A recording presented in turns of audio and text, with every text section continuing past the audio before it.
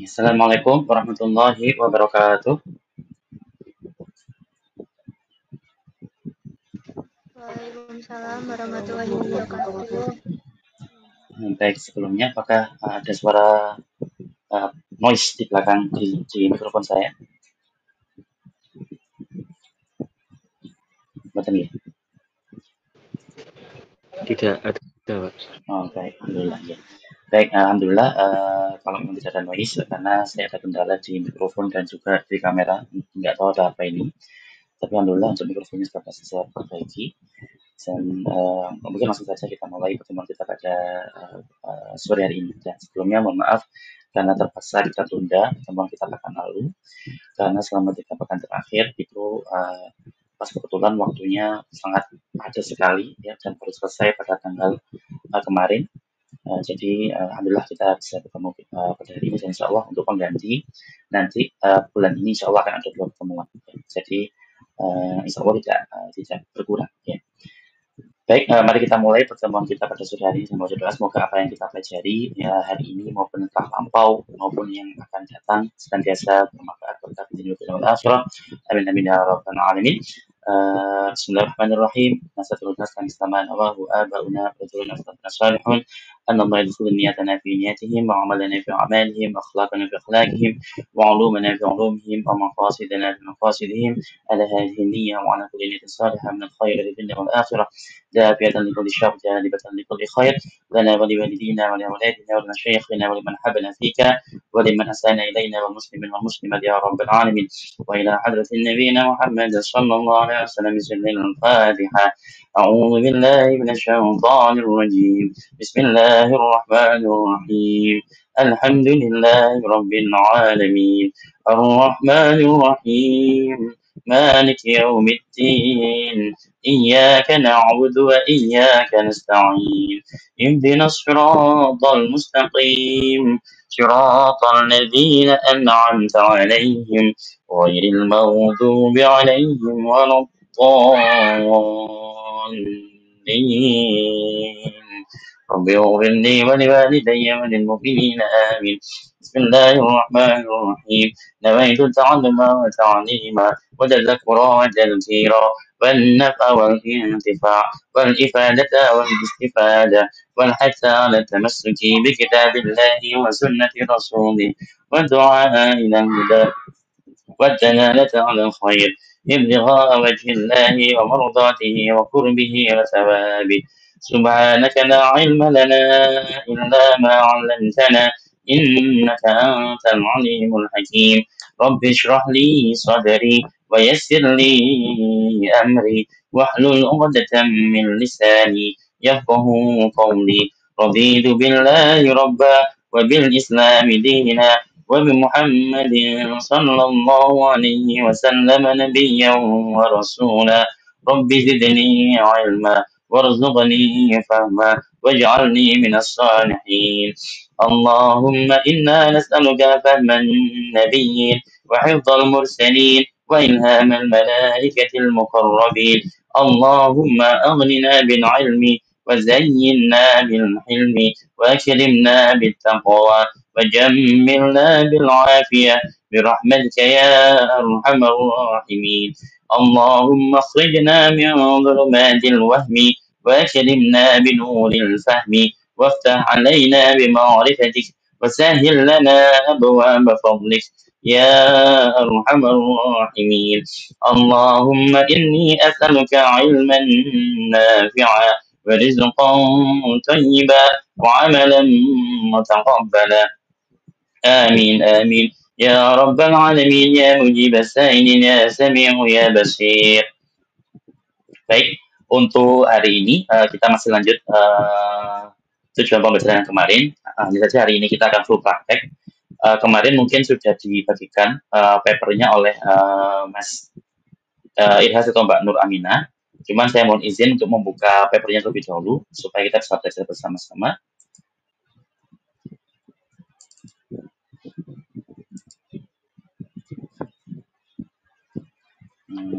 Kayaknya saya harus mengakhiri presentasi dulu.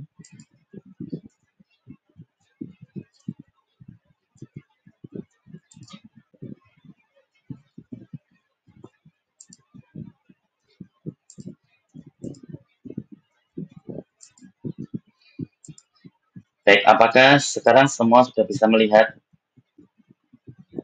layar saya?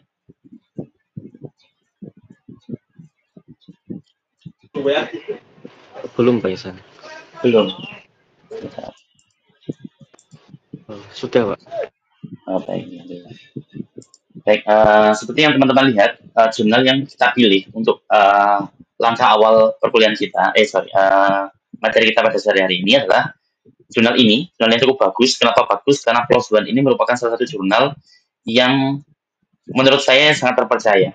Ada banyak hal yang membuat jurnal ini sangat bagus, dan oleh karena itu kita pilih salah satu judul dari jurnal ini, yaitu tentang transcriptomic profile induced by clashitriol in casty human cervical cancer cell line. Jadi maksudnya adalah peneliti ini, yaitu Avila. Avila itu meneliti tentang efek daripada calcitriol. Calcitriol ini merupakan vitamin D aktif, ya, jadi kita sudah sangat familiar vitamin D. Nah, vitamin D ini ternyata punya peran terhadap sel kanker serviks. Ya, mungkin selama ini kita mempelajari tentang pengaruh pengaruh daripada vitamin D terhadap pertumbuhan tulang, pengaruh vitamin D terhadap osteoporosis dan lain sebagainya. Tapi pada hari ini kita akan coba mempelajari tentang calcitriol terhadap kanker. Kenapa saya lagi-lagi menggunakan contoh kanker? Ya karena memang bidang saya itu kanker, sehingga sangat mudah bagi saya untuk menjelaskan tentang kanker. Berbeda kalau misalkan saya menjelaskan tentang bidang-bidang yang lainnya, yang tentunya membutuhkan proses belajar yang cukup panjang. Sehingga untuk memudahkan kita pada hari ini, dan juga untuk mengurangi kesalahan dari penjelasan saya, maka kita gunakan kanker sebagai contoh. Nah, apa tujuan daripada praktikum kita pada sore hari ini? Ya, karena kita sore hari ini kita praktikum, bulan lalu kita banyak teori, maka saat ini kita akan banyak praktikum, dan pertemuan berikutnya nanti di akhir bulan insya Allah kita akan teori lagi. Ya, sambil melanjutkan pembahasan kita pada sore hari ini. Yang ingin saya tunjukkan adalah, kalau mungkin di antara rekan-rekan sekalian itu sudah ada yang membaca jurnal ini, maka yang akan saya tunjukkan adalah bagaimana kira-kira yang bisa kita lakukan kalau teman-teman itu ingin membuat jurnal baru. Ya. Kalau teman-teman ingin membuat jurnal baru, atau misalkan teman-teman nanti tanggal 19 Juli, ya 19 Juli itu ada konferensi di UNEXA. Kalau seandainya teman-teman misalkan, Pak, saya tertarik ikut konferensi itu, ya. Maka tentunya kalau teman-teman hanya punya waktu beberapa hari saja, maka teman-teman bisa melakukan apa yang akan kita kerjakan pada sore hari ini untuk membuat jurnal penelitian yang insya Allah cukup dikerjakan dalam waktu 2 minggu atau bahkan 1 minggu. Lagi-lagi semua tergantung kesediaan waktu teman-teman sekalian. Kalau rekan-rekan sekalian punya waktu yang luang, tentu proses menulis jurnal itu bisa 1 minggu, 2 minggu, 3 minggu, 4 minggu, tergantung apa target rekan-rekan sekalian. Tapi kalau sibuk, ya bisa jadi sampai bertahun-tahun pun juga belum bisa selesai. Ya, seperti proyek saya dengan Mas Irhas dan juga rekan-rekan semuanya. Ya. Intinya apa? Intinya kita bisa membuat penelitian itu berdasarkan pada apa yang kita baca. Kalau kita sudah membaca suatu jurnal, maka tentunya ketika membaca itu kita akan punya ide. Oh, kayaknya aku bisa deh seperti ini. Aku bisa deh seperti ini. Oleh karena itu, dengan semakin banyak membaca, dalam konteks kita karena kita adalah seorang calon guru dan juga seorang peneliti, maka yang dibaca adalah jurnal penelitian. Semakin banyak jurnal penelitian yang kita baca, maka insya Allah semakin banyak juga ide yang kita bisa lakukan. Hanya saja nanti akan terseleksi dengan ada atau tidaknya alat, atau terseleksi dengan ada atau tidaknya uang, ya, karena kedua hal itu merupakan faktor yang sangat penting. Sehingga penelitian yang baik adalah penelitian yang selesai bisa jadi karena uangnya cukup, bisa juga meskipun uangnya terbatas, tapi kalau cukup nggak masalah. Ya. Oke, sekarang kita lanjut saja. Nah, dari ide ini, jurnal ini itu menjelaskan tentang efek daripada vitamin D terhadap kanker serviks. Sedikit tentang kanker serviks. Kanker serviks ini merupakan penyakit yang sekarang ini banyak sekali menyerang pemudi kita terutama, seiring dengan perubahan pola hidup, ya, yang dulunya mungkin ketika kita masih kecil, itu yang namanya pergaulan bebas tanda petik itu masih sangat negatif image-nya, ya. Sekarang itu ternyata kalau saya dengar dari beberapa YouTube, ya, ternyata pola hidup beberapa pemudi-pemudi kita, terutama di Jakarta itu sudah sangat bebas, ya. Sehingga tidak heran jumlah penderita penyakit kanker serviks ini meningkat. Bahkan sayangnya di Malang pun jumlahnya juga cukup meningkat. Salah satu penyebab penyakit ini ya tidak bisa kita pungkiri adalah non sewu hubungan laki-laki perempuan ya yang tidak aman. Dalam artian salah satunya menderita penyakit ini, terkena virus ya, maka virus itu membuat si pemudi itu menderita penyakit ini. Intinya itu sekilas tentang penyakit kanker serviks. Memang penyakit yang seringkali menghinggapi atau menyerang atau dialami oleh wanita yang berada pada usia dewasa. Kemudian peneliti ini mencoba menggunakan vitamin D aktif. Ya, kita tahu vitamin D itu kan banyak levelnya. Kalau kita tahu, kalau kita makan makanan yang mengandung pre-vitamin D atau pro-vitamin D. Nanti dengan bantuan matahari, pro-vitamin D ini akan diubah menjadi senyawa kimia lain yang menjadi lebih aktif. Kemudian nanti diubah lagi menjadi yang paling aktif. Dan kalsitriol ini merupakan vitamin D yang paling aktif. Kalau kita mau lihat, belajar tentang kalsitriol, termasuk menggunakan database, maka ada satu database yang paling lengkap, yang memang paling bisa kita gunakan sebagai rujukan bila mana kita belajar tentang senyawa kimia termasuk kalsitriol. Ya, saya izin dulu. Sekarang saya akan buka Google. Apakah teman-teman sudah melihat Google saya? Tampilan layarnya? Sudah, Pak. Baik. Maka seperti yang sudah pernah saya sampaikan mungkin di kelas ataupun juga pekan lalu atau baru sekarang, maka untuk membuka sebuah database tentang kalsitriol, karena kalsitriol itu merupakan senyawa kimia, ya, atau bisa disebut juga metabolit, maka yang kita gunakan adalah namanya PubChem. PubChem ini merupakan sebuah database yang paling lengkap, bisa saya sebut, atau salah satu yang agak lengkap kalau berurusan tentang senyawa kimia, termasuk kalsitriol. Cara memanggil data dari PubChem itu tinggal kita ketik PubChem di Google kita, kemudian kita ketik apa yang mau kita cari, kalsitriol, maka seperti ini sudah cukup, bisa kita enter.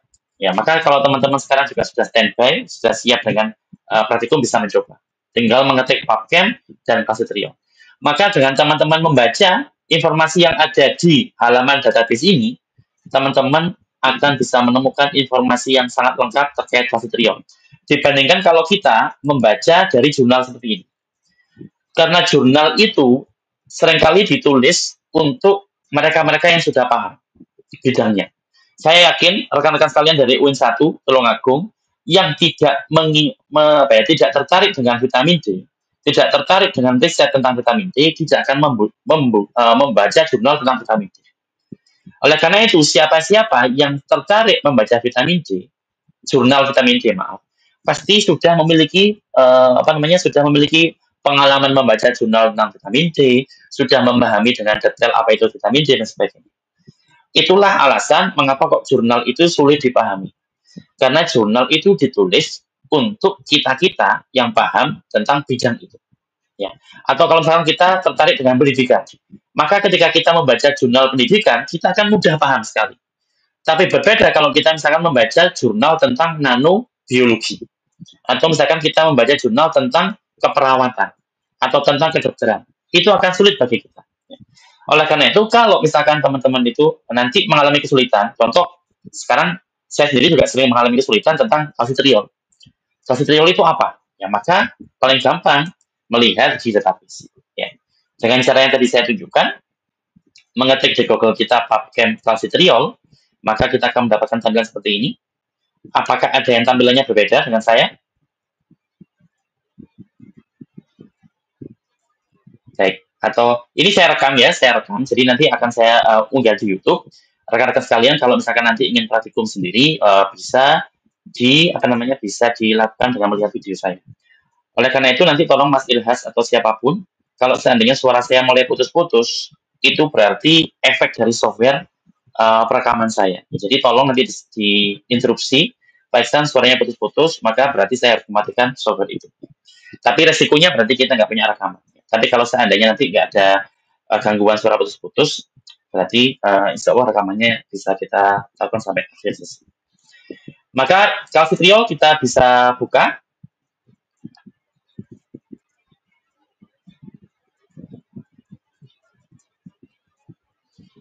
Ya, ini saya sedang di Mojokerto, jadi mungkin internetnya agak pelan. Nah, inilah tampilan daripada Calcitriol. Ya. Ada gambar senyawa kimianya, 2 dimensi, 3 dimensi. Kemudian fokus saya dulu adalah ini. Jadi fokus saya adalah ini. Bahwa Calcitriol itu adalah metabolit yang aktif, yaitu bentuk aktif daripada vitamin D. Ya, kita tahu vitamin D tadi saya sampaikan, vitamin D itu tidak serta-merta dari matahari, tidak. Tapi matahari itu bisa bisa memperkuat bisa mengaktifkan molekul yang ada di tubuh kita, yang mana nanti itulah yang akan menjadi vitamin D. Memang benar vitamin D itu juga bisa diperoleh dari matahari, tapi sebelum menjadi bentuk yang paling aktifnya, vitamin D itu harus diproses. Ya. Dan Calcitriol merupakan salah satu metabolit aktif daripada vitamin D. Ya. Misalkan contoh teman-teman nanti akan menemui ada namanya dihidroksi vitamin D3 atau 1-alfa-25 dihidroksi vitamin D125 dan sebagainya. Ada banyak sekali varian bentuk daripada vitamin D. Dan masing-masing itu punya fungsi yang spesifik. Ya. Meskipun nanti ada fungsi spesifik, ada juga fungsi yang beririsan, yang sama. Ya. Dan itulah luar biasanya tubuh kita. Tubuh kita itu bisa mengatur fungsi dari masing-masing senyawa yang berbeda-beda tadi, kapan yang irisan itu digunakan, kapan fungsi yang unik atau fungsi yang spesifik itu digunakan. Jadi tubuh kita luar biasa. Oke. Jadi Calcitriol itu merupakan metabolit aktif dari vitamin D yang dengan gugus, yang memiliki gugus 3-hidroksi OH. Ya, jadi dia memiliki gugus fungsi kimia yang disebut sebagai 3-hidroksil OH. Dan seterusnya bisa kita baca. Ya. Kembali ke sini. Sehingga bisa dipastikan dengan membaca jurnal ini, tidak semua varian vitamin D itu bisa memiliki efek yang sama terhadap sel kanker serviks. Tapi peneliti ini, jurnal ini hanya melaporkan bahwa Calcitriol lah yang bisa mempengaruhi atau memiliki efek yang ada di jurnal ini. Contoh apa efeknya? Yaitu ini. Bahwa Calcitriol itu secara efektif bisa menghambat proses-proses penting yang terjadi di dalam proses cancer progression. Jadi kita tahu kanker itu penyakit yang disebabkan oleh sel kanker, yang sel kanker itu juga berprogres diri. Yang mana semakin berprogres sel kanker itu, semakin parahlah penyakit kanker yang diderita oleh pasien. Oleh karena itu, kalau ada sebuah obat atau ada sebuah treatment yang mampu menghambat progression atau perkembangan daripada sel kanker itu, maka bisa jadi kemungkinan penyakit kankernya pun juga bisa terhambat. Dan itu yang dibuktikan oleh peneliti ini, atau Avila dan kawan-kawan. Tidak hanya itu, ternyata yang lebih detailnya, yang dihambat oleh Calcitriol adalah proliferasi sel. Jadi sel kanker itu ternyata bisa dihambat pembelahan selnya. Kalau sel kankernya itu dihambat pembelahannya, maka berarti jumlah selnya tidak akan bertambah banyak. Kalau tidak akan bertambah banyak jumlah selnya, maka berarti sel kankernya ini tidak berprogres. Kalau sel kankernya tidak berprogres, maka penyakit kankernya pun juga tidak berprogres. Maka berarti Calcitriol itu diyakini oleh Avila dan kawan-kawan ini mampu menghambat progresivitas penyakit kanker dengan cara apa? Dengan cara menghambat pembelahan selnya. Ya, itu yang dilaporkan oleh Avila dan kawan-kawan. Tidak hanya itu, teman-teman sekalian, kanker itu salah satu progresnya kanker adalah dia juga bisa menyebar. Ya. Kalau kanker itu sudah menyebar, yang tadinya mungkin contoh tadinya di serviks, Ya, lokasinya di serviks spesifik. Di sana dia sudah menjadi kanker. Dia membelah dengan sangat cepat, tidak bisa dikontrol. Tapi itu belum titik akhir. Itu belum yang paling parah. Karena penyakit kanker itu sudah akan menjadi semakin parah kalau sel kanker ini sudah bisa berpindah ke organ lain. Contoh, dari yang tadinya serviks, kemudian dia menyebar menuju paru-paru misalnya. Nah, ini berarti sudah penyakit kankernya sudah tingkat lebih tinggi, lebih kompleks, lebih parah daripada kanker yang tadinya. Kalau kanker tadi yang letaknya cuma ada di satu posisi, itu parah, memang sudah parah, tapi belum terlalu parah. Tapi kalau sudah di dua posisi, itu sudah parah. Maksud saya dua posisi itu dua organ. Ya. Sudah semakin parah. 3 organ semakin parah. 4 organ semakin parah. 5 organ semakin parah. Ya. Dan salah satu hal kemampuan sel kanker untuk menyebar itu karena dia bisa bermigrasi. Ya. Dia bisa bermigrasi. Karena dia bisa bermigrasi, maka dia pun bisa berpindah dari satu tempat ke tempat yang lain. Sorry, bukan berpindah, menyebar. Berarti menyebar itu di tempat awalnya masih ada kankernya, di tempat baru dia membentuk kanker baru. Dan ini menjadi sangat sulit disembuhkan. Semoga kita semuanya dijauhkan dari penyakit yang semacam ini. Amin amin ya rabbal alamin. Oke. Dan bagaimana kalsitriol itu kok bisa menghambat proliferasi sel kanker? Begitu pula bagaimana kalsitriol itu bisa menghambat proses migrasi sel kanker. Caranya adalah ternyata kalsitriol itu bisa menghambat ekspresi dari gen-gen ini. MMP7 dan MMP13. Jadi sel kanker itu namanya sel, semua sel sudah pasti punya gen. Dan setiap gen punya fungsi. Dan ternyata treatment, perlakuan, teman-teman kemarin saya lihat beberapa story dari rekan-rekan di UIN, itu ada yang praktikum di mikro, ya. Jadi praktikum di mikro seperti itu kemarin, kemudian beberapa orang mungkin nanti tinggal ditambah kalsitriol. Maka nanti diamati, kalsitriol itu akan mempengaruhi bakteri apa? Apakah bentuk koloni atau ukuran koloninya menjadi berubah?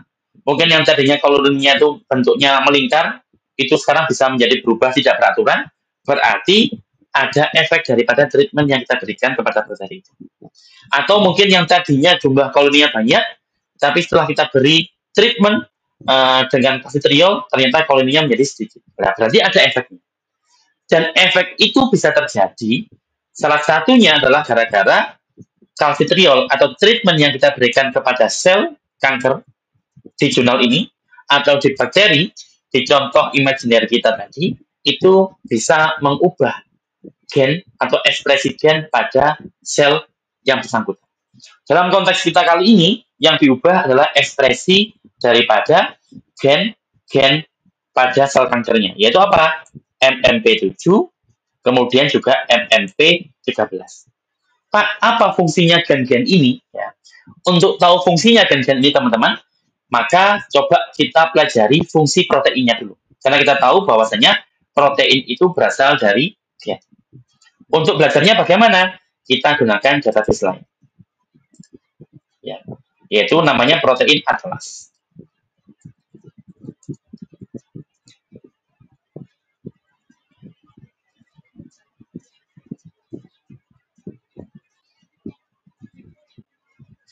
Saya tutup dulu biar cepat.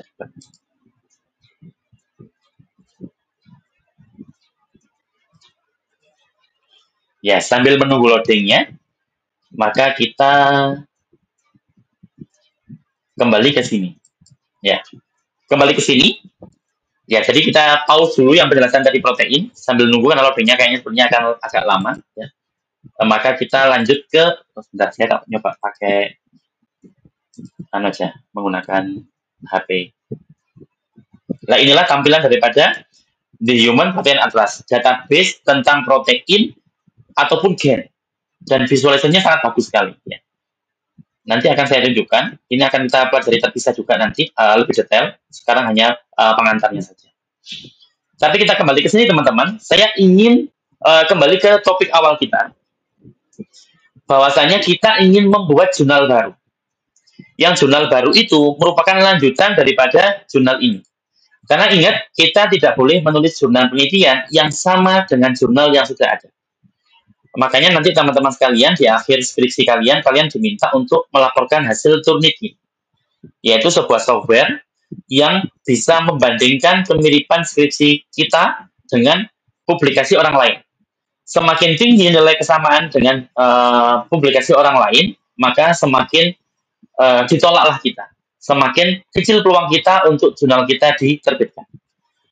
Nah, oleh karena itu, ide yang saya tawarkan hari ini adalah mari kita praktek untuk mencoba menyusun ide baru dengan menggunakan jurnal yang kita lihat sekarang ini sebagai batu pijakan awal atau stimulus pertama atau ide awal. Maka teman-teman membaca jurnal ini saya anggap sudah, maka sekarang next-nya apa? Bagaimana jurnal yang sekiranya bisa kita kembangkan dari ide ini. Maka yang sudah pernah saya tunjukkan ke Mas Ilhas dan kawan-kawan adalah dengan cara paling gampang, teman-teman itu pergi ke database PubChem, kita sepakati, kita fokusnya adalah di calcitriolnya. Ya, kita sepakati, kita fokus kepada calcitriolnya, yaitu berarti senyawa calcitriol atau vitamin D aktif. Yang kita butuhkan pertama adalah kita coba tebak. Apakah benar calcitriol itu memiliki efek anti kanker? Ingat, karena selama ini calcitriol ataupun vitamin D yang lainnya itu sangat dominan dengan efeknya terhadap tulang, yaitu terhadap tulang keropos, terhadap pertumbuhan tulang. Vitamin D sudah, insya Allah teman-teman mulai TK, mulai SD sudah dengar itu. Tapi bagaimana efek calcitriol terhadap kanker, itu mungkin baru-baru saja. Ya. Oleh karena itu teman-teman sekalian, maka kita masuk ke PubChem. Yang perlu kita kumpulkan dulu adalah kita download struktur 2 dimensi dan 3 dimensinya. Ya. Caranya bagaimana? Caranya adalah ini.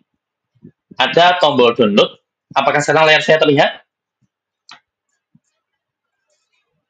Terlihat, Pak. Baik, alhamdulillah. Maka bagi teman-teman sekalian yang belum pernah mengunduh struktur 3 dimensi sebuah senyawa kimia, maka seperti inilah caranya. Pertama kita masuk ke database PubChem, database yang menyimpan banyak sekali informasi tentang struktur kimia atau senyawa kimia. Ya. Maka caranya adalah download. Biasanya saya selalu mendownload yang 2 dimensi, formatnya format SDF. Dengan cara seperti ini, kita klik yang save-nya, sudah otomatis terdownload. Kemudian saya juga kumpulkan atau unduh struktur 3 dimensinya. Maka kita lakukan hal yang sama dengan menekan save-nya. Ya, sedang loading. Yang 2 dimensi tadi sudah terdownload. Yang 3 dimensi masih loading. Ya, ini masalah jaringan. Karena saya sekarang ada di atas bukit. Bentar, saya coba.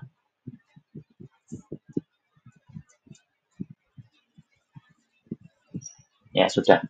Yang 3 dimensi sudah terbuka, maka kalau di saya insya Allah bisa membuka langsung.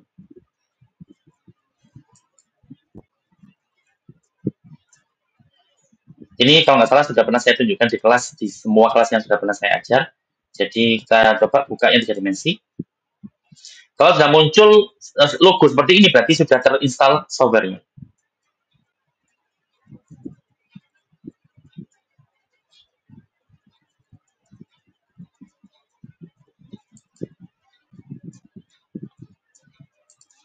Ya, masih loading.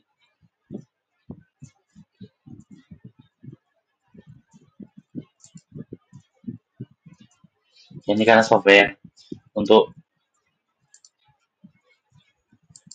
ya, inilah tampilan daripada struktur 3 dimensi daripada calcitriol.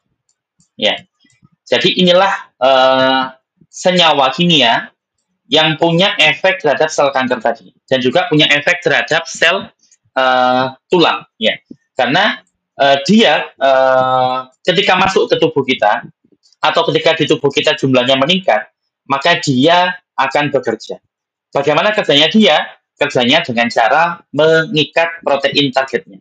Kita lihat dia. Dia adalah bentuknya 3 dimensi dan dia mampu mengikat protein targetnya. Jadi kalau ada pertanyaan, bagaimana sebuah senyawa kimia itu bisa berdampak pada tubuh kita? Jawaban paling gampang adalah karena senyawa kimia yang bersangkutan kemungkinan mengikat protein targetnya di dalam tubuh kita. Ya. Dan setiap senyawa kimia itu memiliki beberapa protein target. Beberapa tahun yang lalu, para ilmuwan meyakini bahwa satu senyawa kimia itu hanya mampu mengikat satu protein saja.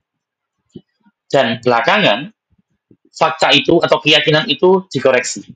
Karena ternyata satu senyawa kimia itu bisa mengikat banyak sekali protein. Caranya kita lihat bagaimana. Nah, cara untuk memprediksi protein apa saja. Jadi gini, sekarang kita urut saja dulu. Ya, kita urut. Sekarang kalau kita ingin membuat jurnal baru, maka pertama kita harus menulis metodologinya. Maka berarti kalau kita sekarang di simulasi kita hari ini, metodologi yang pertama adalah mengunduh struktur atau mengunduh ini, smeltnya dulu.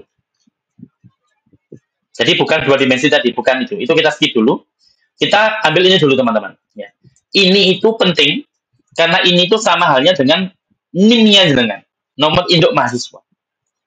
Kalau setiap mahasiswa itu punya NIM, yang NIM itu berbeda antara satu mahasiswa dengan mahasiswa yang lainnya, maka SMILES itu adalah NIM-nya senyawa kimia.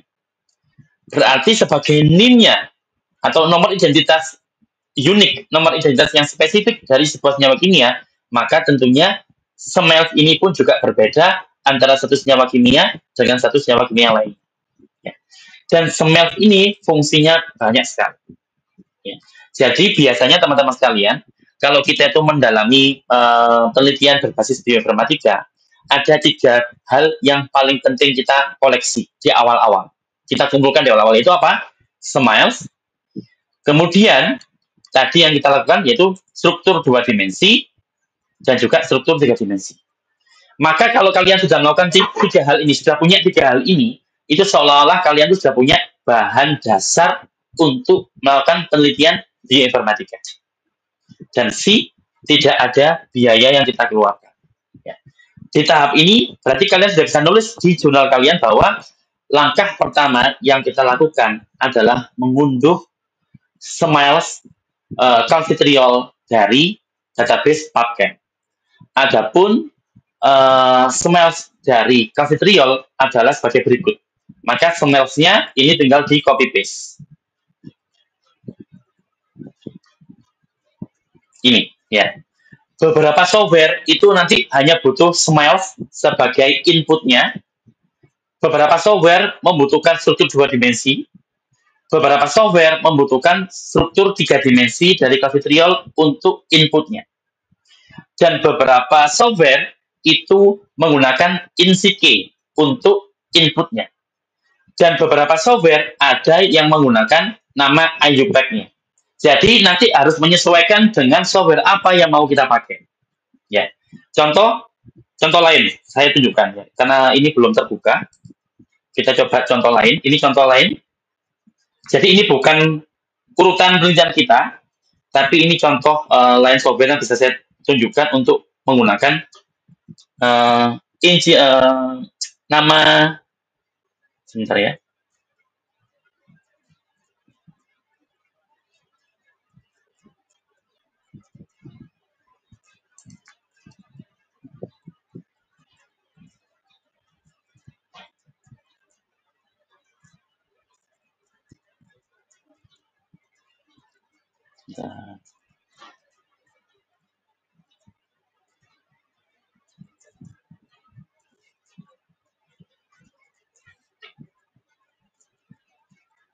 Ya, teman-teman akan saya tunjukkan sebuah software baru.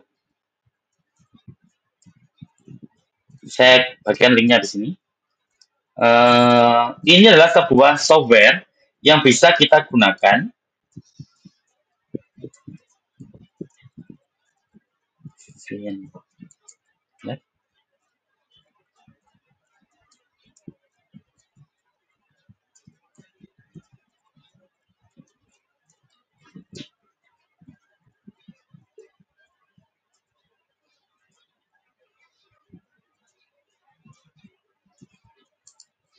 Ya, ngapunten jaringannya yang sangat pelan. Silakan coba teman-teman yang bisa membuka ini. Saya kirimkan linknya. Software ini penting kalau teman-teman nanti mempelajari tentang herbal ekstrak. Itu nanti akan ada di pertemuan kita yang keempat. Kita pelajari bersama.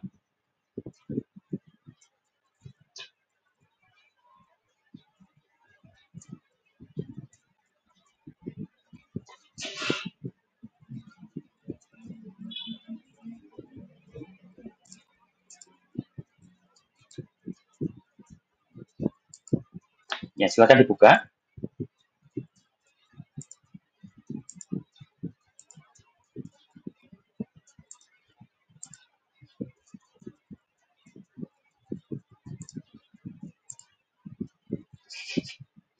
Ya. Sebentar ya, saya tak izin tak pindah pakai data dari HP, dari WiFi ke HP.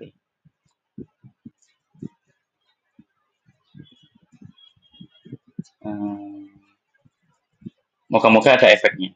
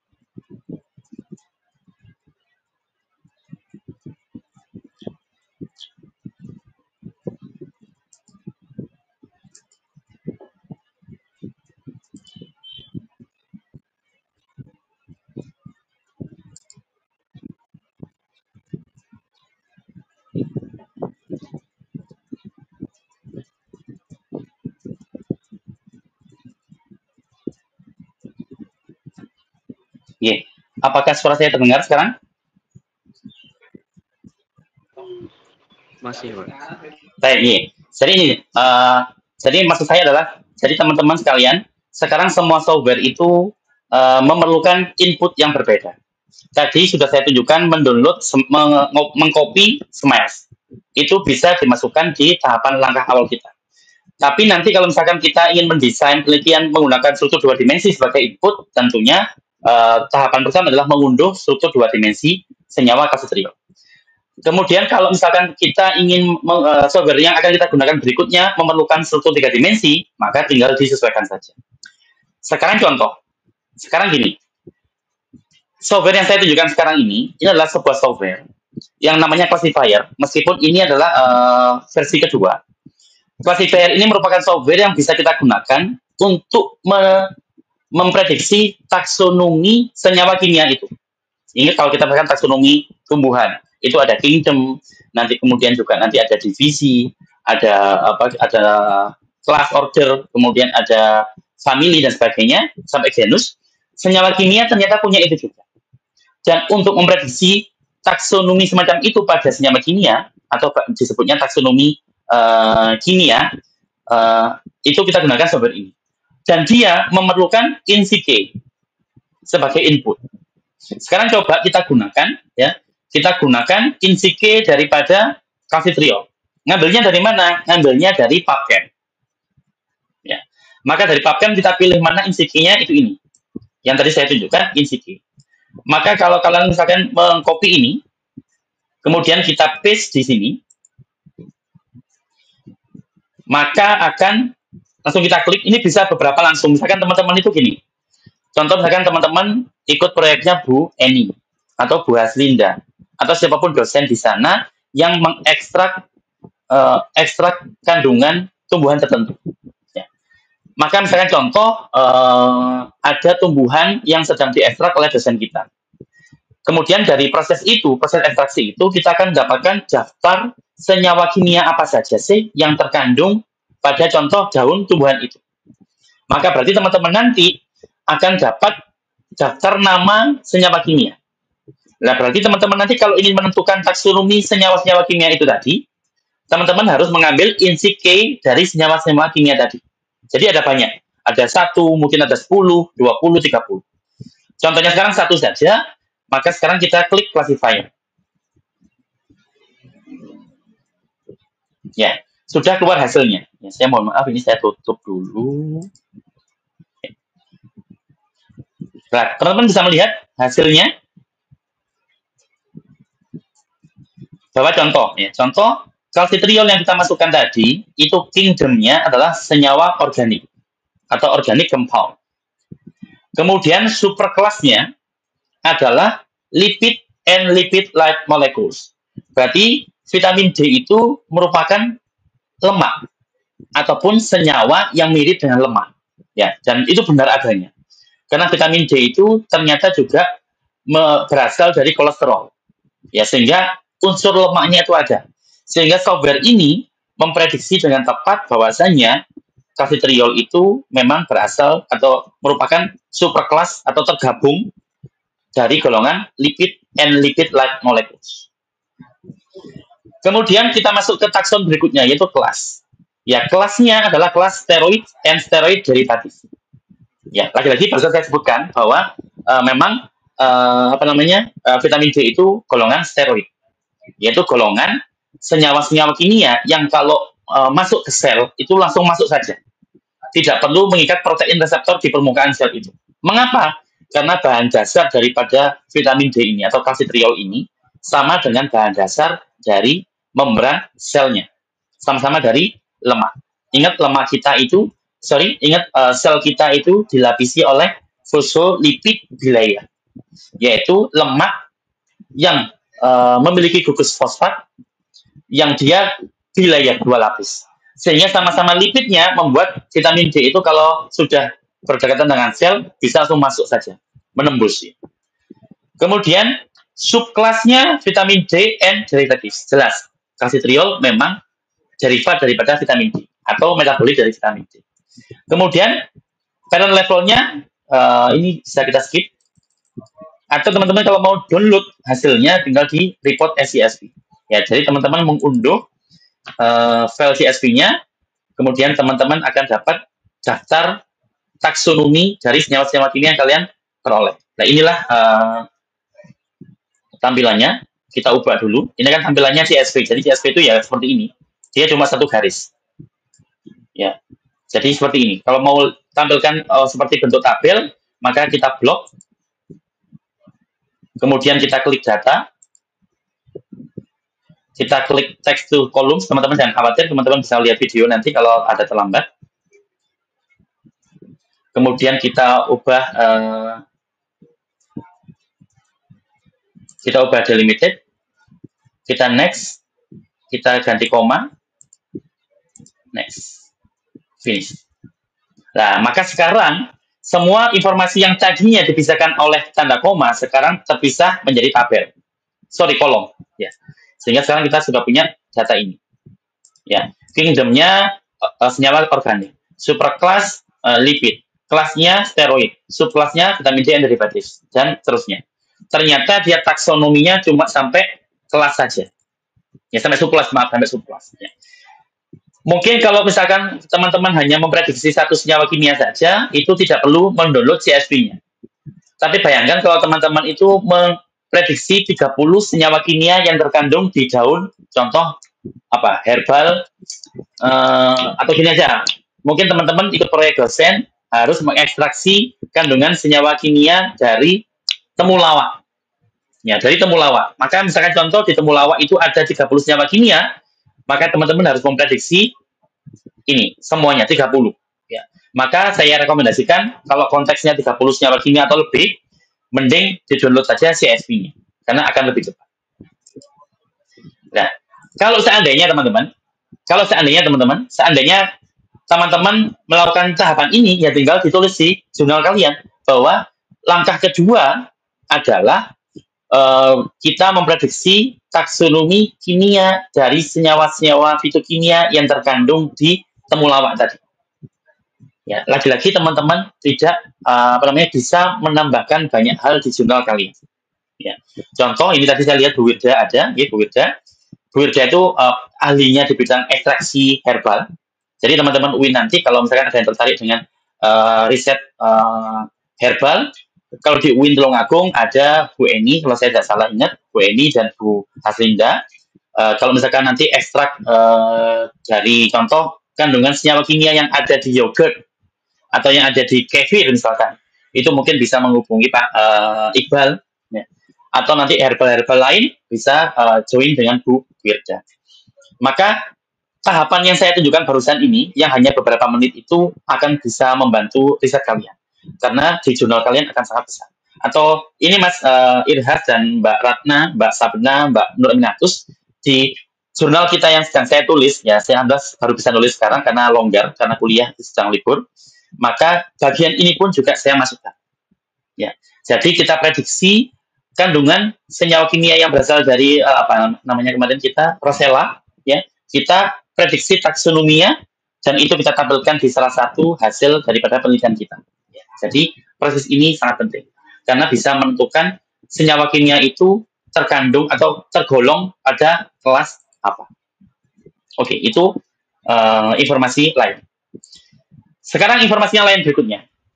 Jadi, tahapan pertama teman-teman sekalian, kita mengunduh Smiles.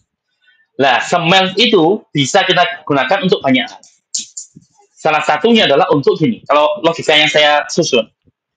Jurnal yang barusan ditulis oleh Avila, itu mengatakan bahwa kalsitriol, atau salah satu metabolit vitamin D, itu memiliki efek anti-kanker. Yaitu dia mampu menghambat progresivitas penyakit kanker dengan cara apa? Dua. Ingat duanya. Menghambat proliferasi sel dan juga menghambat migrasi sel kankernya. Nah, makanya sekarang kita coba pastikan benar nggak sih? Kalsitriol ini memang punya efek anti kanker secara umum, tidak hanya kanker serviks saja. Maka untuk memprediksi itu, kita bisa menggunakan software lain, namanya PAS. Ini yang Mas Irhas mungkin sudah punya akunnya. Jadi PAS server. Teman-teman bisa klik di Google, namanya PAS server. Server ini atau software ini gunanya untuk memprediksi kira-kira senyawa kimia kita fungsinya apa. Fungsi biologisnya apa. Ya. Maka teman-teman yang belum registrasi, bisa registrasi. Caranya bagaimana? Kita bisa klik in. Ya, silakan di antara teman-teman sekalian semua sekarang ini ada yang sedang mempraktek langsung atau tidak ada, supaya saya bisa menyesuaikan kecepatannya. Kalau mungkin kan kalau pakai HP kan sulit ya, kalau pakai HP sulit, sehingga tolong saya diberi info. Kalau ada mungkin bisa dibuatkan polling masih ada di Google, apakah ada yang praktek atau tidak. Kalau memang tidak ada yang praktek, maka kita fokus membuat video ini. Jadi teman-teman nanti tentunya bisa mengulang praktekum sendiri dengan menggunakan video sebagai rujukan. Ya. Oke, baik Mas. Matur nuwun. Saya tunjukkan teman-teman cara registrasinya. Jadi ini di Google kita tinggal klik PAS server atau saya kirimkan linknya saja way to drug ini. Lagi-lagi software ini penting untuk memprediksi sebenarnya, tapi dengan ide kita tadi, software ini bisa kita gunakan untuk memverifikasi. Karena kita sudah punya hasil dari jurnal sebelumnya, yang jurnal sebelumnya itu sudah sangat kuat, dia in vitro, maka kita verifikasi tambahan dengan ini. Ya, jadi penggunaan software itu bisa kita sesuaikan dengan kondisinya. Kalau teman-teman riset hanya menggunakan software saja, itu namanya prediksi. Tapi kalau teman-teman menggunakan software untuk memperkuat dugaan yang sudah kuat sebelumnya, maka itu bisa kita gunakan sebagai verifikasi lanjutan. Ya, jadi letak penggunaan software itu bisa bermakna berbeda. Karena apa? Contoh ya, kalau teman-teman misalkan nggak punya bukti sama sekali, dan teman-teman ujuk-ujuk menggunakan software untuk melakukan eksperimen, maka hasil daripada software itu namanya prediksi. Hanya dugaan. Karena kalian nggak punya data penguat, data pendukung. Tapi kalau kita balik, kalau teman-teman itu sudah punya data penguat, ya sudah punya data penguat, contohnya adalah data dari jurnal yang dibagi di grup itu, dan kalian mau menggunakan software untuk, kira-kira apakah benar pada kanker serviks kalsitriol memang punya efek. Nah itu bisa kita verifikasi pakai software ini. Maka teman-teman tinggal klik ini, go for prediction. Yang belum punya akun bisa registrasi. Ya. Contohnya saya di email saya ini belum punya akun ini, maka mari kita buat ya. Nama saya Muhammad Ihsan, kemudian nama akhir jelas Ihsan, kemudian mungkin bisa tulis dosen, ya, kita tulis saja lecturer. Misalkan contoh company-nya adalah UNESA atau, dan ini bisa pakai Gmail biasa, ya, bisa pakai Gmail biasa. Alamat saya Jalan Simpang Gading, Malang, kemudian Jawa Timur, kode posnya 65115, negara adalah Indonesia, kemudian ini dipilih bidang apa minatnya, silakan dipilih. Misalkan contoh karena kita sekarang belajar dramatik, tinggal kita tambahkan dramatik, kemudian kita tambahkan biokimia, kemudian kita tambahkan yang lain. Contoh bidang saya adalah chemical biology. Silakan kemudian ditulis email. Kemudian login name-nya adalah contoh saya menggunakan Muhammad Ihsan.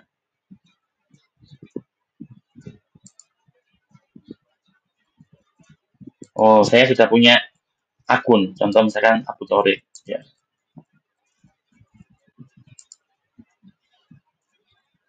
Oh, ini saya sudah punya akun. Ya, saya sudah punya akun. Maka intinya teman-teman, kalau teman-teman registrasi seperti ini, ya tinggal nanti diklik ini I'm not robot, kemudian tinggal kirim, kemudian nanti teman-teman akan dapat balasan berupa password. Ya, silakan teman-teman yang sedang praktek. Oh, ini ada 2 orang yang sedang praktek, jadi silakan yang belum punya akun bisa membuat akun seperti ini, ya terlebih dahulu. Kemudian karena saya sudah punya, maka saya harus login saja. Saya tinggal perlu login saja.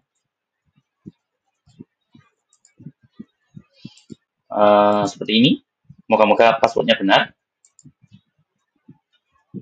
Ya, jadi teman-teman kalau teman-teman punya banyak akun email itu bisa didaftarkan semuanya. Ya. Dan inilah tampilan daripada software PAS kita. Sekarang kan langkah jurnal yang sedang kita susun. Jadi langkah pertama adalah kita mengunduh Smiles dari Calcitriol dari database Smiles-nya Calcitriol dari database PubChem. Ya, jadi kalau di bahasa Inggris kan we obtained Smiles of Calcitriol from PubChem database. Kemudian dikasih kurung saja, tinggal kita paste seperti ini. Ya. Jadi logika untuk kita, atau mungkin gini aja, Miss. Kita tulis aja di latihan nulis juga. Misalnya gini, the Smiles of Calcitriol was obtained, atau was obtained terus boleh, dihilangkan wasnya juga boleh. Gini, atau collected, ya, collected from PubChem database as follows. Maksudnya adalah seperti ini. Nah, kalian sudah menulis 2 atau satu kalimat pertama pada bagian metodologi. Ya. Kita tulis. Sebelum itu saya ingin bagikan ini dulu. Jadi saya belum men-share linknya PubChem web. Oke, kita lanjut ke sini. Nah, sekarang teman-teman, di aplikasi ini kita hanya butuh Smiles. Jadi aplikasi ini berbeda dengan aplikasi yang tadi. Yang tadi itu butuh INSI case. Kalau yang aplikasi ini butuh Smiles. Yaitu ini kita klik. Meskipun dia juga bisa menggunakan beberapa format lain, ya. Tapi kita fokus pakai Smiles yang paling gampang. Ya, Smilesnya kita copy dari PubChem. Kemudian kita klik di sini. Ya. Kemudian kita get prediction. Maka setelah kita klik, nanti kita akan dapat tabel seperti ini. Ya, jadi software ini itu memprediksi kemiripan senyawa kimia yang kita masukkan, yang kita kalau bahasa kita itu query, atau senyawa kimia kita, calcitriol, itu kira-kira punya aktivitas apa? Kira-kira dia punya efek apa? Kita lihat hasilnya coba. Di sini tertulis sebagai vitamin. Confirm. Berarti benar. Memang benar vitamin D, calcitriol adalah vitamin D. Ya, lebih tepatnya adalah metabolit vitamin D. Sehingga memang kadang-kadang software itu bisa akurat sekali. Ya. Karena nggak heran, karena sekarang yang kita gunakan sebagai latihan adalah calcitriol. Calcitriol merupakan salah satu senyawa kimia yang sangat terkenal karena vitamin D. Ya. Kemudian coba kita lihat, dia punya efek anti psoriatik. Nah, ini ide. Coba kita lihat apa ini artinya. Anti psoriatik itu kita lihat pakai Google.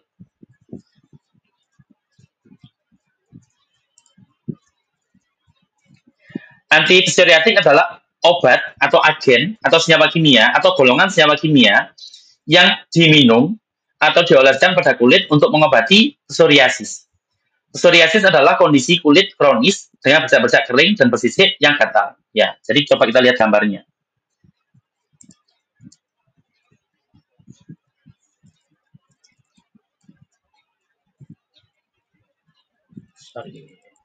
Psoriasis.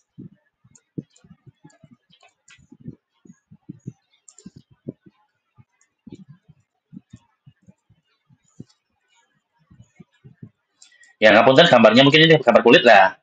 Jadi, penyakit seperti ini itu namanya psoriasis. Ternyata vitamin D menurut software ini itu punya efek anti psoriasis. Ya, berarti teman-teman sekalian, kita lanjut ke kalau teman-teman ingin membuat jurnal baru, mencari ide baru yang merupakan kelanjutan daripada jurnal kita tadi yang punya Apila tadi, maka ide kedua adalah oke. Karena lihat teman-teman skornya. Skor PA-nya 0,976, PI-nya 0,02. Artinya apa? Saya jelaskan.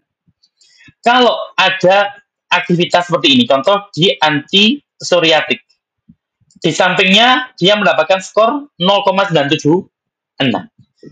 PA yang semakin tinggi atau semakin mendekati 1 menandakan bahwa potensi prediksi ini benar itu semakin tinggi. Kalau bahasa aslinya adalah probability to become active. Jadi peluang bahwasannya calcitriol itu benar-benar bisa berperan sebagai senyawa dengan efek anti psoriatik atau anti-psoriatik itu sangat tinggi karena mendekati 1. Berarti semakin besar PA-nya, maka prediksinya itu sangat-sangat kuat. Coba kita bandingkan ya. Bahkan lihat prediksi sebagai vitamin saja dia 0,975. Dan ini confirm sudah benar ya, sudah benar. Tapi kalau anti psoriatik mungkin belum terlalu. Nah, sehingga kalau mencari ide, ya udah. Berarti penelitianku berikutnya aku fokusnya ke anti psoriatik ya, atau anti psoriasis ya, karena dia skornya cukup tinggi. Atau juga teman-teman tadi lihat bone disease treatment. Ini sudah lumrah karena vitamin D itu memang sudah sangat banyak penelitian efeknya terhadap tulang. Ataupun dermatologi kulit. Nah, kalau saya membuat jurnal ya, maka ya udah ide kedua adalah ini. Saya fokusnya ke anti psoriasis. Jadi mempelajari efek daripada calcitriol terhadap anti psoriasis atau terhadap dermatologis, penyakit kulit. Sehingga sekarang di kalimat kedua kita tulis. Tadi kan kalimat pertama ini. Ya. Kalimat pertama ini tadi ada yang kurang teman-teman. Tadi yang kurangnya itu adalah ini. Informasi ini. Informasi di PubChem itu ingat karena tanggalnya berbeda-beda, berubah-ubah. Sehingga kapan kalian tulis itu dicatat. Sehingga di jurnal kita tulis seperti ini. Ya, jadi PubChem release, misalkan ini computed by PubChem 230, kemudian kita kasih contoh, bisa kita kasih titik 2 atau bisa titik koma titik, kita sesuaikan dengan jurnal, format jurnalnya. Ya, sudah. Ini final kita sudah ditambah lagi akses. Ditulis tanggalnya kita adalah tanggal 06/07/2025. Nah, inilah cara menulis di jurnal kalau kita menggunakan riset bioinformatika. Karena bisa jadi beda tanggal, datanya sudah diubah oleh si database-nya tadi. Maka ini kalimat pertama. Kemudian kalimat kedua, kita tulis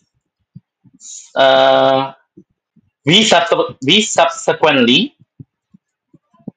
predicted the putative. Subsequently. Kita selanjutnya memprediksi the putative bioactivity of calcitriol by using fast server in order to identify a new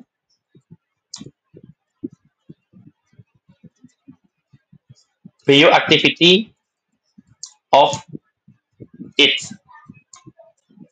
Jadi maksudnya adalah teman-teman kita ingin mencari efek manfaat baru dari calcitriol.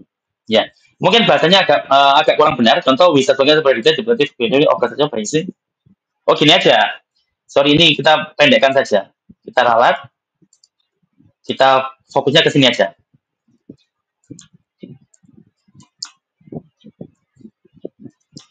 By using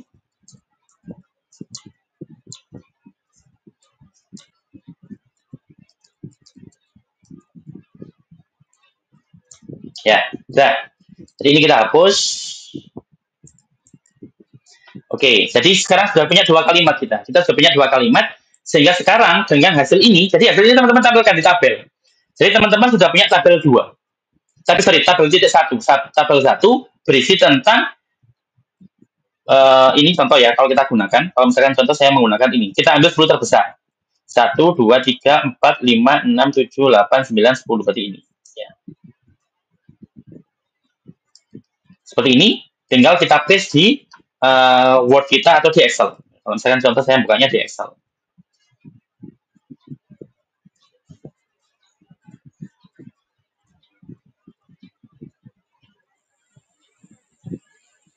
Saya selalu kalau mempaste tabel dari software lain, saya selalu menggunakan klik kanan, kemudian saya klik spesial.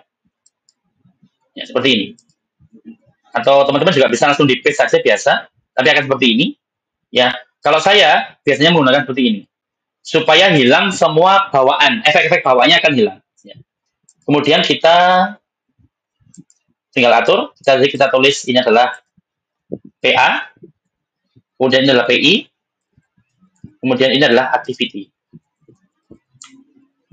Ya, teman-teman sudah bisa mendapatkan tabel pertama. Jadi bayangkan, dalam waktu beberapa menit ini saja kalian sudah bisa membuat sekian banyak gambar di calon jurnal kita. Selanjutnya, next, kita kembali ke sini. Saya jelaskan PI sekarang. Kalau tadi PA itu adalah probability to become active, maka PI ini adalah probability to become inactive. Berarti sebuah prediksi itu akan dianggap semakin kuat kalau PI-nya semakin mendekati 0. Ya, semakin mendekati 0 berarti semakin bagus.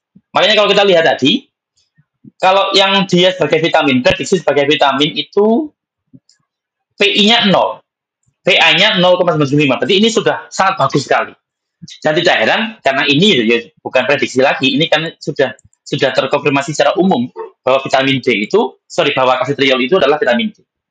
Tapi lagi-lagi yang saya sebutkan ini adalah unik, ini adalah menarik ya, karena coba kita lihat ya, kita cari di Google apakah sudah ada riset tentang nanti effect of calcitriol.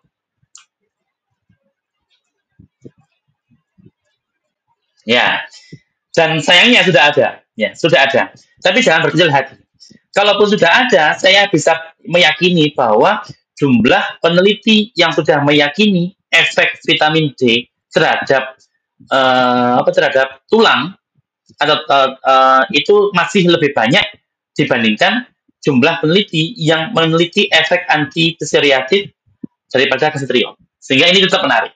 Ataupun kalau teman-teman ingin tetap fokus, Pak, saya mau fokus tetap kepada tulang saja, ya nggak apa-apa. Atau kembali ke tadi, Avila, kita fokus ke cancer saja, nggak apa-apa. Ya. Insya Allah ini lanjut, pertemuan berikutnya kita akan membahas bagaimana menganalisis data transkriptomik, ya, jadi ekspresi gennya. Sekarang kita fokus ke sini dulu. Sehingga sekarang teman-teman sudah dapat tabel 1, sudah dapat 2 kalimat, karena kalau nulis jurnal itu teman-teman sekalian, latar belakang itu belakangan, abstrak itu belakangan. Ya, kecuali kalau teman-teman diminta untuk ikut konferensi, oke, abstrak dulu nggak apa-apa. Tapi kalau saya, abstrak itu belakangan. Ya, jadi kalau sudah selesai semuanya baru bikin abstrak. Tapi kalau kalau yang paling awal kita buat adalah gambarnya dulu. Ya, saya selama di Jepang maupun di Belanda, di Jerman kemarin diminta gambarnya dulu atau tabelnya dulu. Dan sekarang teman-teman tadi sudah punya tabel 1. Tinggal di copy, kita klik di Word.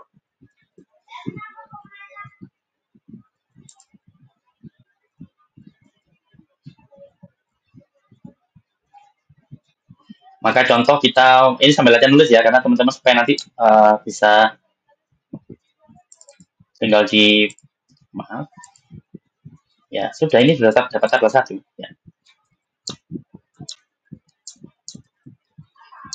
List of quantitative bioactivity of calcitriol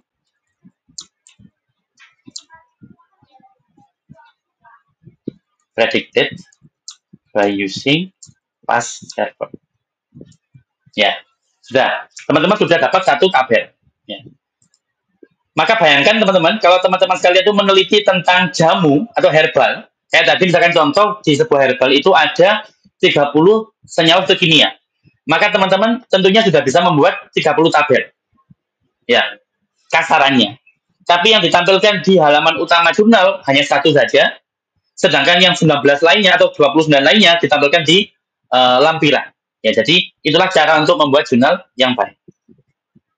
Tapi kalau teman-teman menulis skripsi, ya tentunya teman-teman akan bisa membuat skripsi yang sangat tebal sekali. Ya, karena tabelnya saja sudah 30. Padahal baru mengerjakan 1 jam. Oke, sekarang next kita kembali ke ide ketiga. Sekarang dari sini, apa yang kita lakukan? Maka kalau saya, yang kemarin saya ajarkan ke Mas Ilhas dan kawan-kawan, sekarang gini, kita fokus ke anti-psoriatik dulu. Atau kanker, ya gampang. Kita fokus ke kanker, karena ini kita lihat. Kanker itu ada muncul di ini anti neoplastik. Ya, ternyata memang benar secara prediktif dengan menggunakan software ini, calcitriol itu memang ditenggarai atau diprediksi memiliki efek anti cancer. Meskipun di sini itu umum, karena anti neoplastik itu berarti cancer secara umum. Kalau mau mencari fokus cervix, maka kita tinggal klik kanan, kita search, kita cari cervix. Nggak ada. Ya. Jadi cervix belum terdata di software ini. Sehingga kita gunakan ini saja sebagai landasan untuk mendalami tentang efek calcitriol terhadap kanker secara umum. Tidak hanya cervix saja. Tapi kalau teman-teman biasanya ada di antara kita itu yang sangat idealis. Pak, pokoknya kalau saya itu selalu kalau mau lanjut, kalau saya mau ke langkah selanjutnya, saya selalu mencari yang terbaik. Hasil yang paling kuat mana itu yang saya dalami, ya. Maka tentunya ini adalah sebagai sebagai hasil yang baik. Karena ini nomor 2, nomor 1 vitamin sudah sangat banyak diteliti orang. Sehingga sekarang gini aja supaya kita tunjukkan praktek yang baik, saya pilih anti psoriatik. Nah, sekarang the next question, pertanyaan ketiga kita. Kira-kira bagaimana caranya calcitriol itu bisa memiliki efek anti psoriasis atau anti psoriatik? Caranya adalah kita ingat tadi saya sampaikan. Setiap senyawa kimia itu bisa berefek di tubuh sel atau dalam tubuh kita karena dia mengikat protein targetnya. Makanya sekarang langkah ketiga adalah kita memprediksi protein apa saja sih yang diikat oleh calcitriol. Maka kita gunakan software yang lain. Ya, yang sudah pernah dipelajari oleh Mas Ilhas dan kawan-kawan, namanya SEA, yaitu Search Ensemble Approach. Ya, seperti ini tampilannya teman-teman. Kita pilih yang pertama yaitu SEA Search Server. Ya, kita buka.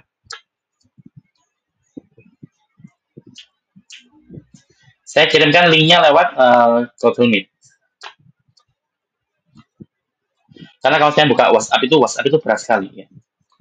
Jadi saya lebih memilih mengirimkan apapun lewat Google Meet. Ya. Tapi kalau nanti setelah acara selesai, Kalau teman-teman ada yang masih lupa dengan linknya, bisa saya kirimkan. Dan lagi-lagi teman-teman, software ini membutuhkan Smile sebagai input. Makanya tadi di kalimat pertama kita sudah menggunakan Smells, menggunakan Smells.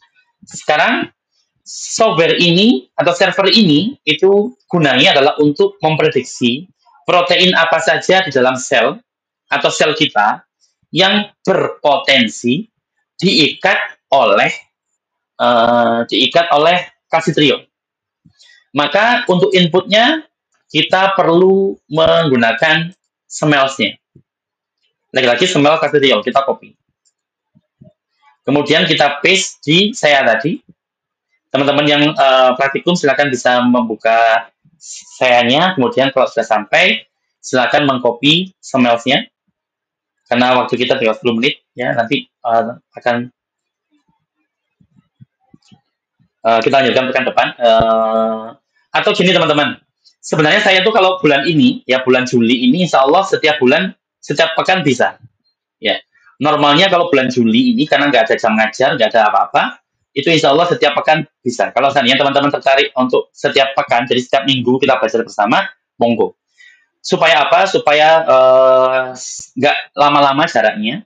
Kemudian supaya nanti video kita banyak, sehingga nanti teman-teman kalau ingin praktek sendiri videonya bisa diakses ya. Karena saya nggak akan membuat video kalau nggak seperti ini. Kalau seperti ini, buat video ya tinggal direkam saja. Itu saran saya, nanti silakan didiskusikan dengan Mas Adhas dan kawan-kawan. Ya. Setelah kita paste smells daripada kalsitriol tadi, tinggal diklik try share.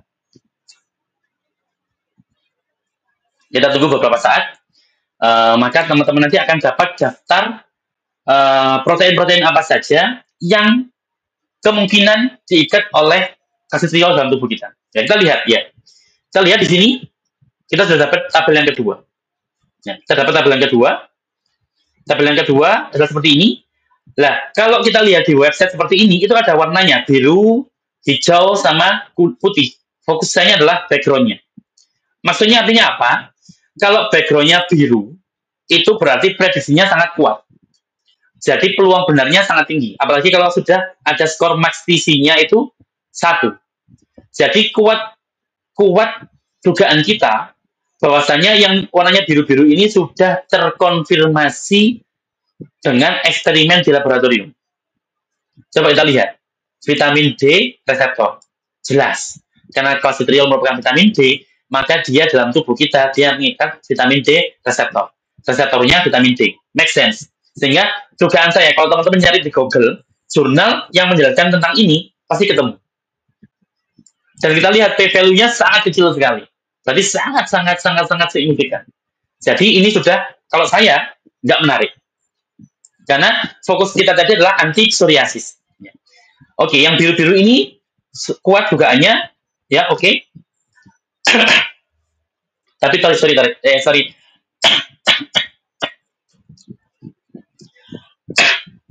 Semua yang di atas saya nggak menarik karena saya mengejar anti psoriasis. Atau lah, coba ini yang membuat saya tertarik tadi. RXRA, retinoic acid receptor XRR alpha. Karena ternyata kalau kita kembali ke jurnalnya Avila, di Avila itu ada RARA. RARA itu apa? Kita lihat apa RARA itu. RARA itu namanya apa? Ya, ternyata RARA itu adalah retinoic acid receptor alpha. Kalau yang ada di sini adalah retinoic acid receptor RXR alpha loh. Nah ini menarik yang kedua. Jadi kalau seandainya teman-teman tadi tidak memilih anti psoriasis sebagai the next step, dan teman-teman kekeh ingin tetap mendalami tentang cancer, maka topik ini menjadi penting. Informasi ini, RXRA ini penting, karena berarti teman-teman sudah bisa maju ke the next step, fokusnya ke RARA ataupun ke retinoid reseptor ini. Karena coba kita lihat sekarang, di tubuh kita ada berapa retinoid receptors in human. Kita mau lihat ada berapa reseptor retinoic acid.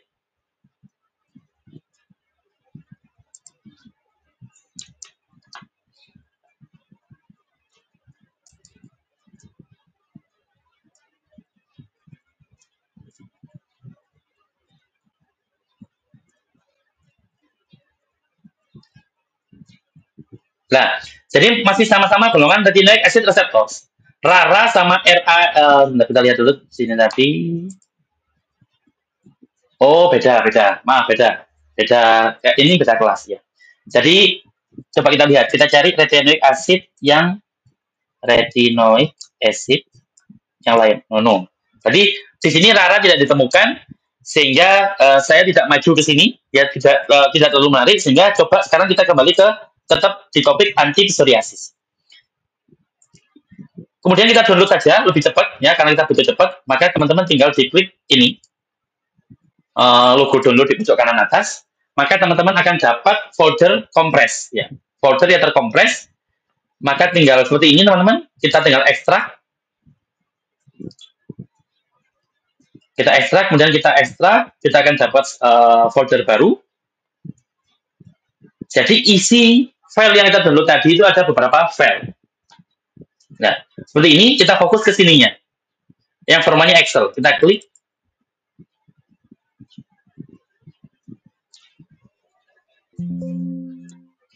Ada seperti ini, kita yes saja, nggak apa-apa. Nah, kita dapat tabelnya seperti ini. Ini cara pertama, untuk mendownloadnya seperti ini. Tapi kalau dulu, ketika saya masih bekerja dengan senyawa yang sedikit, saya itu senangnya gini teman-teman. Karena saya itu mau merekam informasi tentang warnanya, warna background-nya tadi. Karena ingat warna background itu ada maknanya. Sehingga itu perlu kita rekam juga. Sehingga dulu saya itu selalu kopinya seperti ini. Bentar.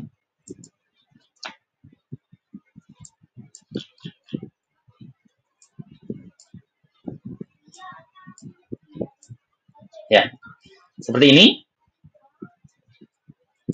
Ya. Kemudian kita paste di Excel kita. Jadi kayak kita bikin Excel baru, kita paste di sini. Cuman ini kadang lama. Ya, kenapa kok lama? Ya, karena ada gambar ini yang membuat kadang lama. Enggak. Kalau saya lebih suka seperti ini sebenarnya. Mengapa? Karena di sini ada informasi biru-birunya. Jadi kalau kita buat arsip itu enak. Ini kita perbaiki tampilannya dengan cara kita ubah. Misalkan contoh ya. Kalau kami menggunakan font Unesa, kemudian kita buat seperti ini. Kemudian kita ketik ALT HUI seperti ini. Kemudian fontnya kita samakan. Kemudian kita kasih garis. Nah, sorry, karena saya copy semuanya.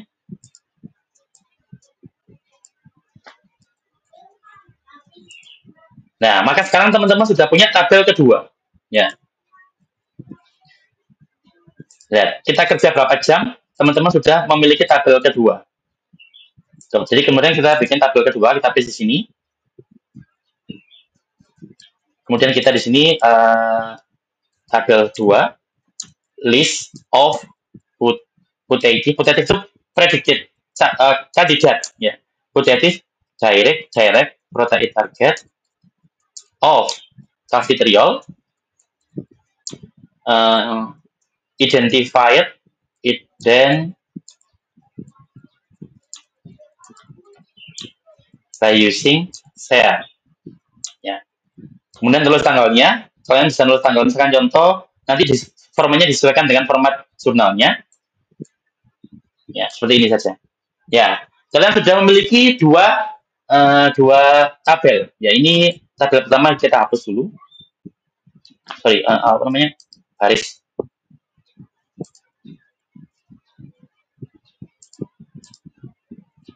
Kemudian ini bisa kita ubah menjadi,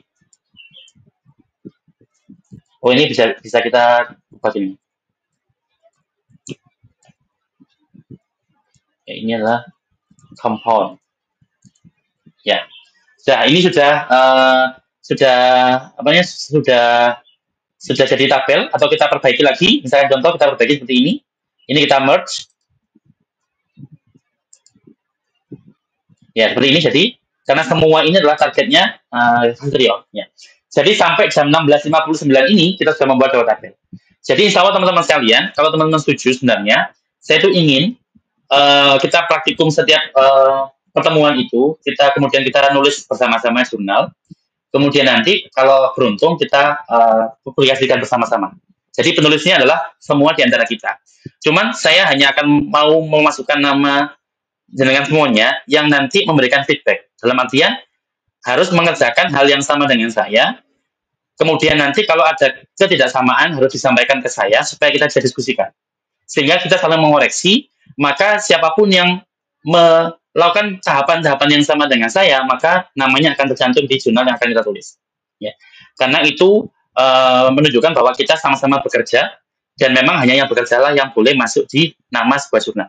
Ya, oleh karena itu kalau nanti teman-teman sepakat, silakan disampaikan ke Mas Irhas. Kita sepakati bahwa output daripada acara kita itu adalah jurnal bersama. Ya, nanti kalaupun harus berbayar jurnalnya tidak masalah, nanti akan uangnya akan dari saya. Ya, jadi silakan kita bisa berkolaborasi karena sekarang kita dari saya dari UNESA, dengan dari UIN, nanti bisa kita publikasikan sebagai kolaborasi antara UIN Tulungagung dengan UNESA. Ya, itu tawaran dari saya. Jadi sampai sejauh ini saya mohon izin untuk menyimpan ini dulu supaya nanti bisa kita lanjutkan. Dan teman-teman nanti silakan bisa melihat videonya di YouTube Hang Baru ya, seperti biasa. Sampai di sini apakah ada pertanyaan? Monggo.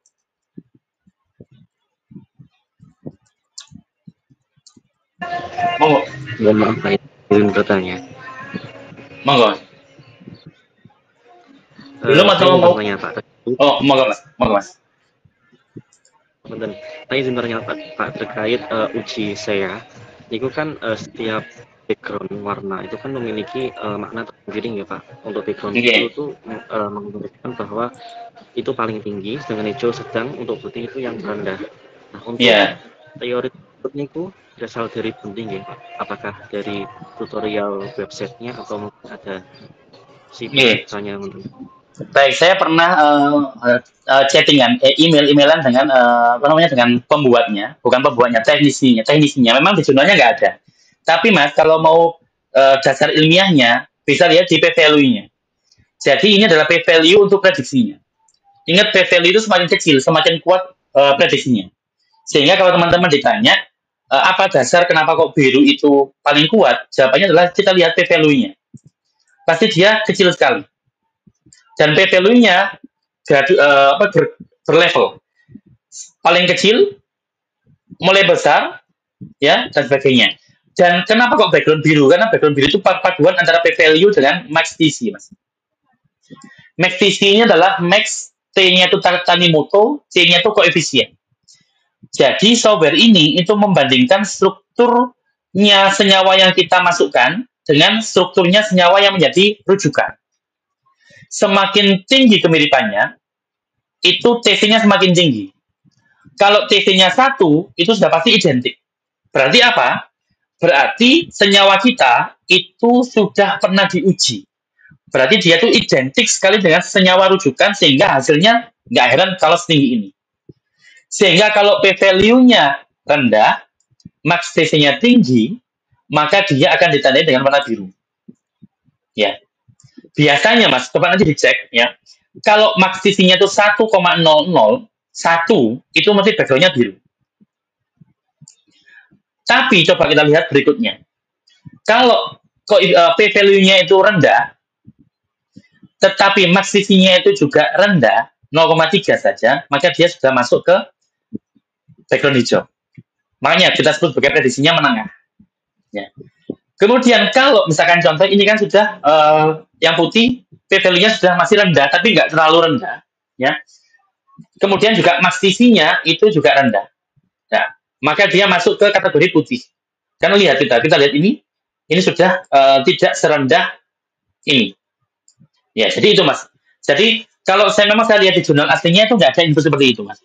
Kemudian saya tanya kepada penulisnya yang kalau misalkan jenengan itu contoh ketika server ini itu rusak, nggak bisa diakses, maka kita menghubungi seseorang.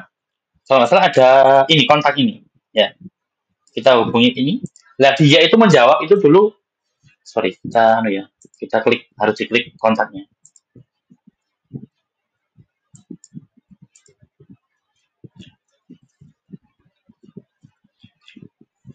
Ya, atau nanti saya carikan email saya. Jadi, penjelasannya itu Mas. Ya, penjelasannya seperti itu. Jadi, logika saja bahwa p-value itu memang sudah pasti. ya, karena prediksi itu menggunakan data statistik sehingga ada p-value-nya. Kemudian max TC itu berarti kemiripan senyawa kita dengan senyawa yang sudah ada di rujukan. Dan kita lihat di sini perpaduan antara p-value dengan max TC yang sama-sama ideal membuat dia muncul di zona biru. Kemudian level bawahnya hijau, kita lihat p-value-nya masih rendah tapi max TC-nya mulai rendah. Kalau di sini p-value-nya rendah, max TC-nya rendah, sehingga tidak akan dia muncul putih. Ya, jadi itu jawaban dari saya atas pertanyaan jenengan. Terima kasih Pak Ihsan. Ya, baik. Baik, itu saja mungkin ya, karena sudah jam 5:05. Sambil saya ingatkan kembali, kalau memang teman-teman untuk bulan Juli ini ingin bertemu tiap hari Ahad, maka insya Allah saya bisa, ya. Tolong segera dikonfirmasi, karena juga saya perlu membuat slide-nya, sehingga harapannya di akhir Juli kita sudah bisa satu draft sunnah, ya. Atau minimal Agustus, karena ini kan liburannya sampai Agustus, ya. Jadi teman-teman kalau memang hari Minggu juga diambil cuma 2 jam, insya Allah tidak terlalu berdampak pada waktu kita secara keseluruhan. Jadi silakan nanti bisa masuk ke Mas Irhas, atau yang bisa ikut silakan bisa ikut, yang nggak bisa ikut ya silakan nanti bisa mengakses lewat videonya. Itu tawaran dari saya khusus untuk bulan Juli dan juga Agustus. Nanti kecuali kalau misalkan saya ada acara tertentu akan saya kabari sehingga terpaksa pada pekan itu tidak bisa kita lakukan atau kita pindah ke hari Sabtunya. Ya, jadi itu atau mungkin Ahad malamnya bisa kita sesuaikan. Ya, kita tidak harus saklek pada hari Ahad saja. Ya. Itu saja mungkin dari saya.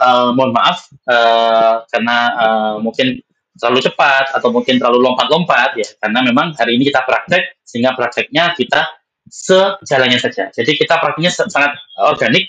Kita ide apa yang muncul pada itu nanti kita tulis, dan next step yang akan kita kerjakan adalah kita akan cari dari antara daftar protein ini mana protein yang terlibat dalam munculnya penyakit psoriasis tadi, penyakit ini tadi, ya. Jadi mana di antara protein-protein ini yang terlibat dalam penyakit psoriasis. Itulah yang akan kita lakukan pada pertemuan berikutnya. Itulah langkah keempat kita. Langkah keempat kita dalam penelitian kita bersama-sama. Ya. Jadi itu yang bisa saya sampaikan pada sore hari ini. Maka mohon maaf atas kurang lebihnya. Sampai bertemu di pertemuan berikutnya. Semoga apa yang kita pelajari hari ini berkah, bermanfaat, dan teman-teman bisa paham. Kalau mungkin terlalu cepat, lagi-lagi silakan akses videonya. Kemungkinan besok pagi sudah ada di YouTube. Baik, mari kita tutup perkuliahan kita pada sore hari ini dengan membaca doa kafaratul majelis. Semoga berkah semuanya, lancar semuanya, sehat semuanya. Amin amin ya rabbal alamin. Subhanakallahumma bihamdika asyhadu an la ilaha illa anta astaghfiruka wa atubu ilaik. Wassalamualaikum warahmatullahi wabarakatuh. Waalaikumsalam warahmatullahi wabarakatuh.